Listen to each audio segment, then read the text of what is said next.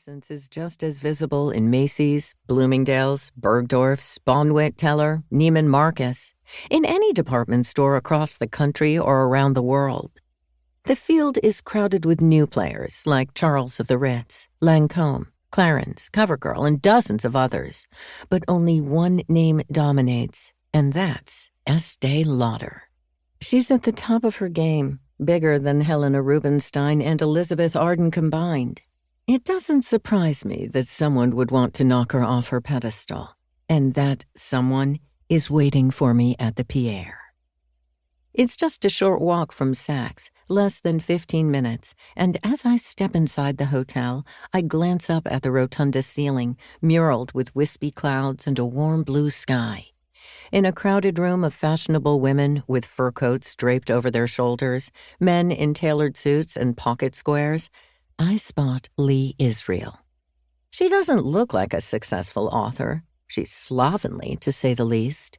As I get closer, I see there's cat hair clinging to her sweater, which is pilling and full of nubs. My first impulse is to tweeze her eyebrows. All I can think is that she's the most unlikely person to be writing about a cosmetic icon, which is not to say she wouldn't be a perfect candidate for a makeover. A little foundation would cover her ruddy complexion and the broken capillaries. Some blush would define her otherwise non-existent cheekbones. After the briefest of introductions, she asks what I'm drinking and jumps right in.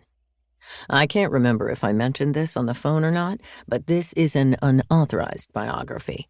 You should know up front that Esté's already refused to talk to me.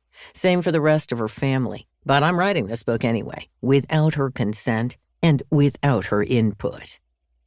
I get the impression that she's expecting me to come clean and tell her everything I know. And I do know everything.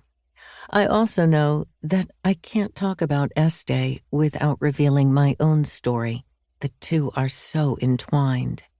Regardless of what Lee Israel wants to ask me, the only real question is, will I tell the truth or will I lie?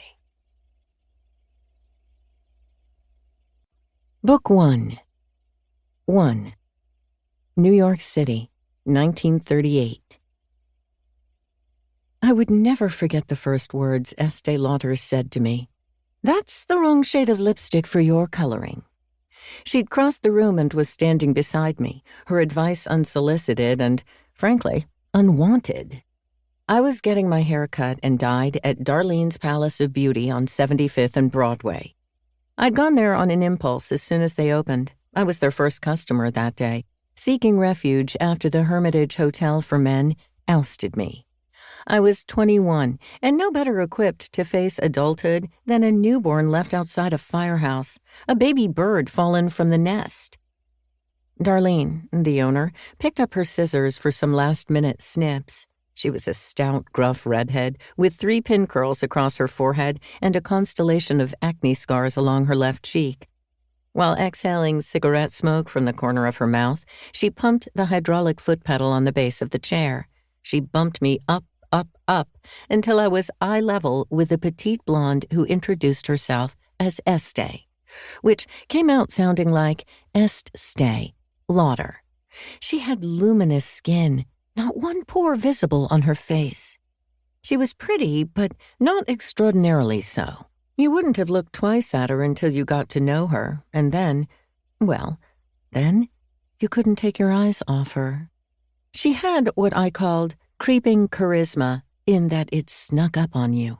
Despite sometimes being pushy, her charms were cumulative. She was not short on opinions, but still she had the ability to draw people to her and could get away with saying and doing things that no one else dared. If someone had told me then that Estée and I would have become the closest of friends, I never would have believed them.